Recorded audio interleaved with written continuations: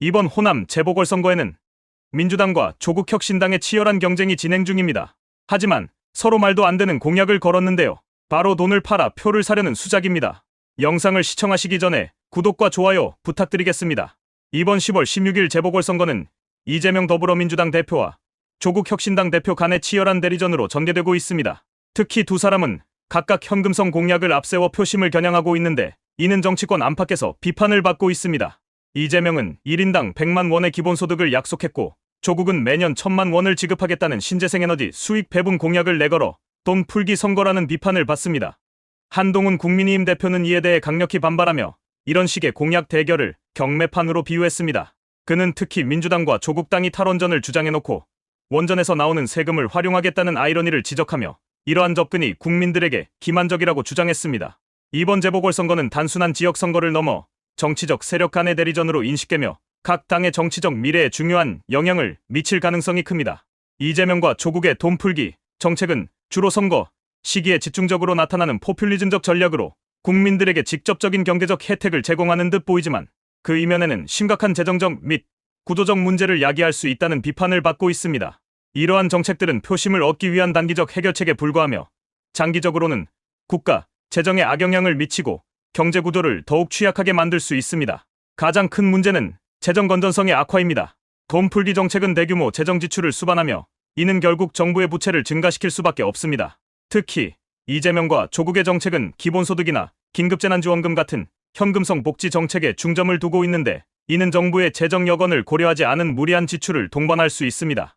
이러한 정책들은 재정적 부담을 미래 세대로 전가하게 되며 장기적으로 국가의 경제 성장과 재정 안정성을 해칠 수 있습니다. 예산이 한정된 상황에서 정부가 대규모 복지 정책을 시행할 경우 필연적으로 세금을 인상하거나 다른 분야에서 예산을 삭감해야 할 필요가 생깁니다. 이는 결국 국민들이 장기적으로 더 큰 경제적 부담을 떠안게 된다는 점에서 문제를 야기합니다. 돈풀기 정책은 소비를 일시적으로 자극할 수 있지만 경제 성장에 대한 지속적인 동력을 제공하지 못하는 경향이 있습니다. 특히 현금성 지원은 근본적인 경제 구조나 산업 경쟁력 강화와 같은 장기적인 해결책을 제공하지 못합니다. 예를 들어 일자리를 창출하거나 교육, 기술 혁신을 촉진하는 데는 큰 효과를 내지 못할 수 있으며 이는 결국 경제 전반의 생산성을 높이는 데 한계가 있습니다. 또한 이러한 현금성 복지 정책은 오히려 물가 상승을 자극할 수 있습니다. 예를 들어 일시적으로 가처분 소득이 증가하면 소비가 급증하게 되어 단기적인 수요 급증에 따른 물가 상승이 발생할 가능성이 큽니다. 이는 서민들에게 도움이 되기보다는 오히려 생활비 부담을 가중시키는 역효과를 낳을 수 있습니다. 물가가 급등하면 초기에는 현금 지원으로 인한 혜택이 있어 보일지 모르지만 장기적으로는 소비자의 실질 구매력이 감소하게 되어 경제 전반에 부정적인 영향을 미칠 수 있습니다. 이재명과 조국의 돈풀기 정책이 특히 선거 기간에 강조된다는 점은 이러한 정책이 정치적 목적에 치중하고 있다는 의구심을 불러일으킵니다. 선거를 앞두고 단기적 혜택을 제공하여 유권자들의 표심을 얻으려는 전략으로 보일 수 있습니다. 이러한 정책은 즉각적인 인기를 얻기에는 효과적일 수 있지만 그 이면에는 장기적 계획이나 국가 발전에 대한 비전이 부족한 경우가 많습니다. 정책의 근본적인 목적이 국민의 복지 증진에 있다기보다는 선거에서 유리한 결과를 도출하려는 정치적 동기가 더 크게 작용한다면 이는 국민의 신뢰를 저하시킬 수 있습니다. 돈풀기 정책은 단순히 선심성 공약으로 치부될 가능성이 크며 이는 정치적 신뢰를 훼손하는 결과로 이어질 수 있습니다. 결국 이러한 단기적인 정책은 정치적 인기를 유지하기 위한 수단으로 전락할 수 있으며 국민들은 장기적으로 더 큰 부담을 떠안게 될 가능성이 큽니다. 돈풀기 정책은 사회적 갈등을 심화시키는 요인으로 작용할 수 있습니다. 선별적 지원이 이뤄질 경우 누가 얼마를 받을 자격이 있는지에 대한 논란이 발생할 수 있으며 이는 사회적 분열을 초래할 수 있습니다. 특히 특정 계층에게만 혜택이 돌아간다는 인식이 강해질 경우 정책의 공정성에 대한 의문이 제기될 수 있으며 사회 전반의 신뢰를 저하시킬 수 있습니다. 또한 이러한 정책은 근본적인 불평등 해소에 기여하지 못할 가능성이 큽니다. 돈풀기 정책이 단기적으로는 서민들에게 도움이 될 수 있지만 장기적으로는 근본적인 문제를 해결하지 못합니다. 오히려 경제적 불평등을 더욱 심화시킬 수 있으며 사회적 갈등을 조장하는 결과를 낳을 수 있습니다. 돈풀기 정책은 일시적인 지원에 그칠 뿐 구조적인 경제 문제나 계층 간 격차를 해결하는 데는 한계가 있습니다. 이재명과 조국의 돈풀기 정책을 비판하는 많은 전문가들은 이러한 포퓰리즘적 정책 대신 장기적 경제 발전 전략이 필요하다고 주장합니다. 예를 들어 혁신적인 산업 육성, 교육과 기술 개발에 대한 투자, 공정한 노동시장 환경 조성 등이 경제를 지속 가능하게 발전시킬 수 있는 대안적 접근법입니다.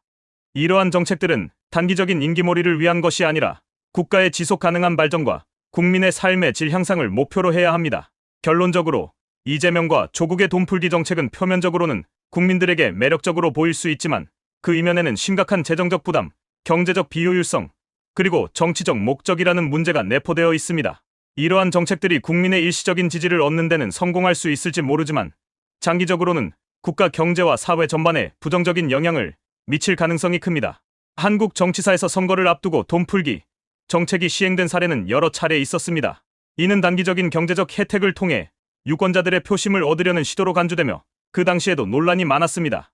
대표적인 몇 가지 사례를 살펴보면 다음과 같습니다. 2012년 대선 당시 박근혜 후보는 노인 기초연금을 대폭 확대하겠다는 공약을 내세웠습니다.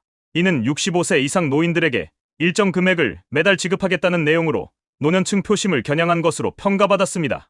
당시 박근혜 후보는 모든 노인들에게 기초연금을 지급하겠다고 공약했으나 이후 예산 문제 등으로 인해 대상이 축소되고 일부만 지원하는 방식으로 조정되었습니다. 이는 공약을 이행하지 못한 대표적인 사례로 남았고 장기적으로 재정 부담에 대한 논란이 뒤따랐습니다. 이명박 정부의 4대강 사업은 단순히 현금성 지원은 아니었지만 대규모 국책 사업을 통해 일자리를 창출하고 경제를 활성화하겠다는 명목으로 추진되었습니다. 당시 이명박 대통령은 경제 성장을 위해 대규모 토목공사를 약속하며 선거 캠페인을 펼쳤습니다.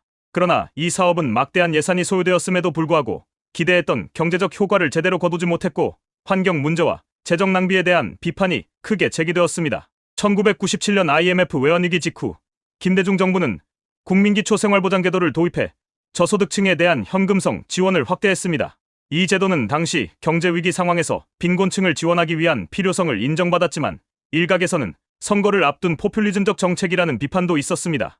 당시 김대중 대통령은 어려운 경제 상황에서 취약 계층을 보호해야 한다는 논리로 이 정책을 강력하게 추진했지만 막대한 예산이 소요되면서 재정 부담이 가중되었다는 점에서 논란이 있었습니다. 가장 최근 사례로는 문재인 정부가 2020년 총선 직전에 실시한 긴급재난지원금을 들 수 있습니다. 코로나19 팬데믹으로 경제적 충격이 컸던 시기에 정부는 전 국민에게 긴급재난지원금을 지급하겠다고 발표했습니다. 이는 코로나로 인한 경제적 피해를 극복하고 소비를 촉진하겠다는 명목이었지만 총선을 앞두고 나온 정책이었기 때문에 정치적 목적이 있다는 비판도 적지 않았습니다. 특히 긴급재난지원금은 그 지급 대상과 금액을 두고 많은 논란이 있었습니다. 일각에서는 모든 국민에게 지급하는 방식이 재정 낭비라는 비판이 있었고 다른 한편에서는 선택적으로 지원금을 지급해야 한다는 주장이 있었습니다. 이 정책은 단기적으로 소비 진작 효과를 보였지만 장기적인 경제적 문제를 해결하지 못한다는 점에서 비판을 받았습니다. 2002년 대선에서 노무현 후보는 교육 예산의 대폭 확대를 약속하며 선거 유세를 펼쳤습니다. 이는 교육 기회를 확대하고 교육 불평등을 해소하겠다는 취지였으나 막대한 예산이 투입될 것을 우려한 반대 의견이 있었습니다. 특히 이 공약은 교육계의 지지를 얻기 위한 전략으로 평가되었고 일부에서는 이를 포퓰리즘적 교육 정책으로 비판했습니다. 이처럼 한국 정치사에서는 선거를 앞두고 돈풀기 성격의 정책이 시행된 전례가 많았으며 그때마다 논란이 있었습니다. 이러한 정책들은 단기적인 인기를 얻는데 효과적일 수 있지만 장기적으로 재정 건전성을 해칠 수 있고 실질적인 경제적 효과보다는 표심을 얻기 위한 수단으로 비춰질 위험이 큽니다.